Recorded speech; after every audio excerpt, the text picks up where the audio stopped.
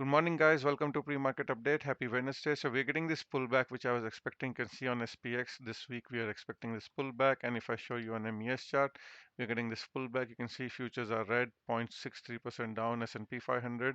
And yeah, we now couple of more days until 31st of May. I'm expecting this pullback to end and a bottom to form very soon. So you can see this cycle chart is working very nicely here. There are two cycles which are coming down, yellow cycle and blue cycle. So we were expecting this pullback and we're getting this pullback. All right. Now this previous low could act as a bottom. So let's go and see MES chart where we are right now, very close to this previous low. And on SPY, you can see I was telling everybody that if I zoom in a bit, I was telling there are two gaps and these two gaps can be filled, and you can see these dotted lines. First gap is around 526.26. We are very close. Probably we're going to open on that gap and gap fill. So that's first chance, and the next possibility is we can go a little lower.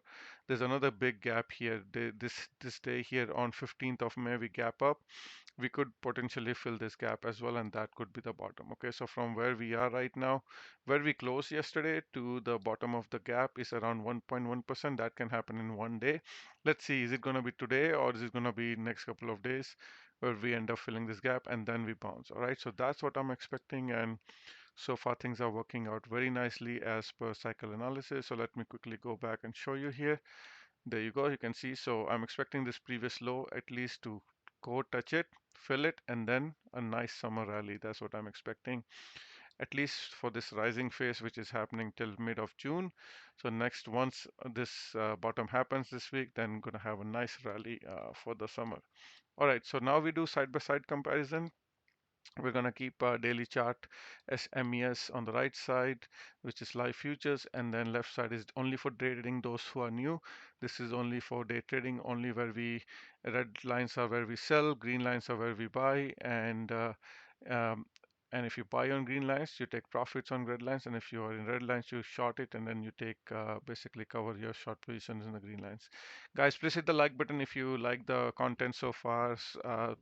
Things are working out great, and only takes 1 second to hit the like button and share this channel with friends and family. I'll really appreciate.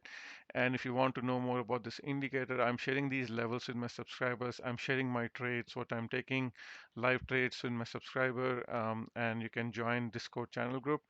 Click join button in the description of this video and let me know your user ID in Discord group. There's a member only section. I will add you to members only section in Discord group where I share levels of each of your favorite stock. You can chat with me. You can tell me, ask me any questions, and then I post the charts there. Every hour I'm posting these S&P 500 and QQQ chart, so you can take advantage of these levels, and one trade can make you for the whole entire year subscription. All right, so MES is in the buy zone here. You can see right now sitting in the buy zone nicely. I won't be recommending to short here. This is the area you should be looking to buy. If you're shorted, then this is the area you should be covering. All right. And if you look at zoom out a bit, yesterday we came to buy zone and bounce right away. Okay, it was like mostly end of day, then a bounce around 0.6%. Now we are again in the buy zone. All right. So yeah, this is it in the buy zone. And if I zoom, you can see if I go a little further out, we were in the sell zone on Tuesday. All right. Tuesday we were in the sell zone and then dumped basically yesterday. Sell zone to the buy zone. Easy dump on SSP. So this indicator works all the time. Okay, so here you go, just bouncing. I think we're gonna go eventually to the sell zone. Just remember the levels I told you at the beginning of this video. M and Q, which is Nasdaq, just touching the buy zone. Same thing here. Yesterday Nasdaq was in the sell zone. Nice dump from sell zone to the buy zone. I shared this with my subscriber, and now we are again in the buy zone. All right, so you shouldn't be looking to short here. This is the area you want to be buying. And on triple Qs, which is the cash index, the gaps are here, which is around 454. So I think it's most likely going to fill this gap and then bounce, which is this rising 10 moving average as well. Worst case, worst case, we could come all the way down to 446, but I don't think that's going to happen today. Only gap fill to 454 and then bounce. All right, so Dow Jones is the weakest, but whenever it's the weakest, it's the opportunity to buy. Getting a 7 counts buy signal here on a live future, and also this is in the near second and third standard deviation. So in my opinion, very good opportunity to buy. DIA ETF is there's a gap down, so this gap is there around 390 that will eventually fill down. There's another gap here around 382. Worst case, they might want to fill this gap and then bounce, so that means Dow Jones could go lower, but the day trading chart is telling me it's extremely oversold, so I think I'm expecting a bounce very, very soon. So I won't be looking to wait for this dip to happen to the gap fill. All right, so let's look at Russell 2000. Also in the buy zone. All right, so Russell and Dow Jones are better buy compared to S&P 500 and Nasdaq. And on IWM, I wanted to show you here, there's a gap here around 203. It's already below that gap pre-market. So this gap is going to be filled. So we can delete this. And then there's another gap here around 202. They could come all the way down to 202. And then worst case, there's a gap around 199, let's say 200. So remember these three gaps, they can get filled before a bounce happens. All right, so let's keep moving. UNH, this is also in the buy zone. You can see now the two gaps. Yesterday also, this is one of the trades I'm holding. My targets are 507 and 520. We'll see how we go there when we go there, but I'm gonna hold for a bit.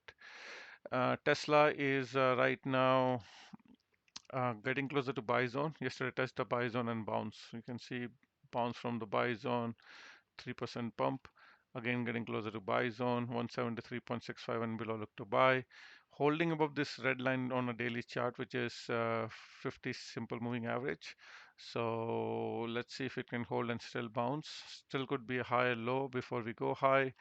So we are like right now kind of in a triangle, trying to make a decision. So we'll see. We will see what happens. You can see we are like kind of stuck in a triangle. There's still some time before a decision can be made. So still a couple of days and they can make a decision. All right. Amazon, I wanted to show you here. Amazon is in the buy zone. Yesterday touched the buy zone and bounced very close to buy zone. So keep that in mind. Got a 9 counts buy signal a couple of days ago. So we're very close to bottom. CP Rail, I have it here because yesterday it dumped very, like it came very close to second and third bar standard deviation. So that's an stock you can keep in radar. Let's review crypto Bitcoin. Bitcoin is touching the buy zone as we are talking in the day trading chart. On a daily chart, still green line is above red line. Okay, so this I don't like to see this crossover. I would like Bitcoin to bounce right now, if not today, tomorrow. Else there's going to be some bearish pressure. Now Bitcoin is just doing what S&P 500 is doing. So like I showed you initially, looking for this bottom to happen. These are support levels here. They are very close to each other. First support is around 66,400, second is around 65,500, and third one is around 64,900. So let's say 6,500 is where I'm expecting Bitcoin to find support. You can see I had 9 count sell signal here, and now it's just like consolidating. This could still be a higher low before we go high. Okay, so if I follow what S&P 500 will do, I'm looking for Bitcoin to find a bottom here and then go higher in 70, 80,000s. Okay. And on Bitcoin futures, there is a gap.